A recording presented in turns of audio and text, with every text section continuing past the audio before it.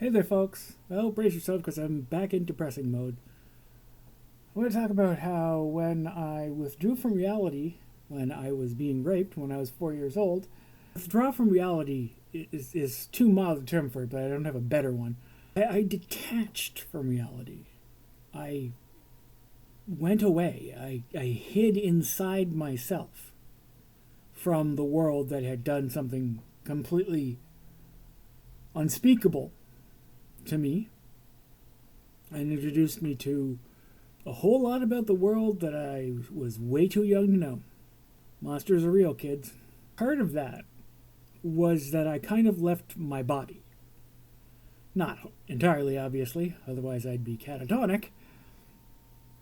But I detached from reality on an emotional level.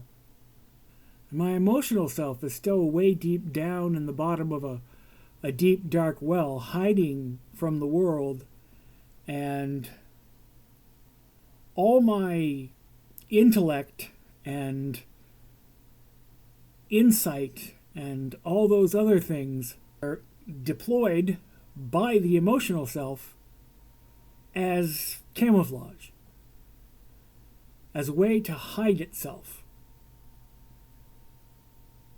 And that's the part of me that is obsessed with being safe. And not hard to see why. I experienced the opposite of safety. So when I detached from reality so aggressively, that I stopped really dwelling in my body fully. I'm not really here most of the time. The only level of reality that I can handle on a regular basis is screens, like the one you're looking at right now.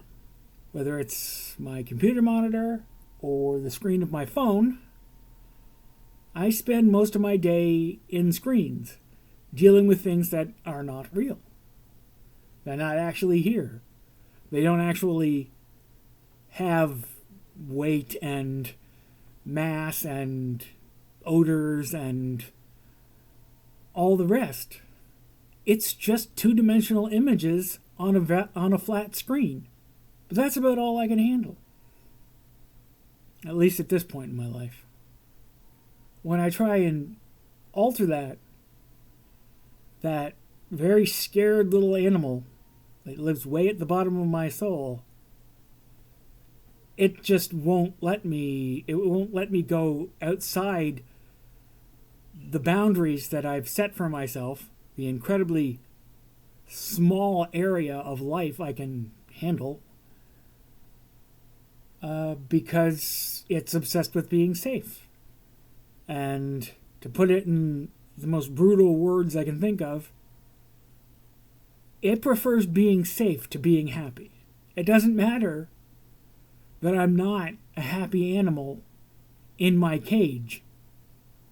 All that matters is that the cage is keeping harsh reality out. And I'm not sure that there's any kind of linear route to me convincing that scared little animal that is my emotional self, way down at the bottom of its well, that it's safe now. That the monsters are gone and it's time to come out into the sunlight and be with the other kids. I don't know if I can do that. Yeah, it's possible I can't. Emotionally absent. It's possible that I will be the same overly cerebral, emotionally absent, simulated person for the rest of my life.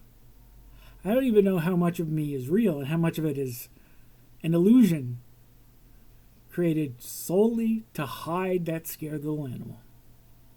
So I've been I'm really cutting deep lately into like who I am and who I could be, and whether, and this is going to get into the language that is simple and yet confuses the fuck out of people, is what I am represented in who I've been?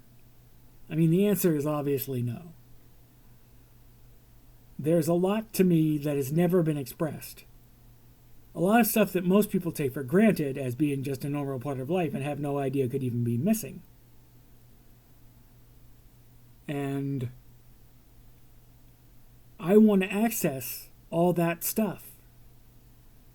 But first, I have to somehow make peace with risk, with being less than completely safe.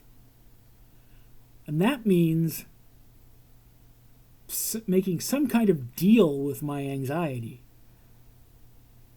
Something that makes it less pervasive and aggressive. Something that convinces it to let me live. To really experience life. Instead of being this bizarre creature who is terminally online and really doesn't have another form of life.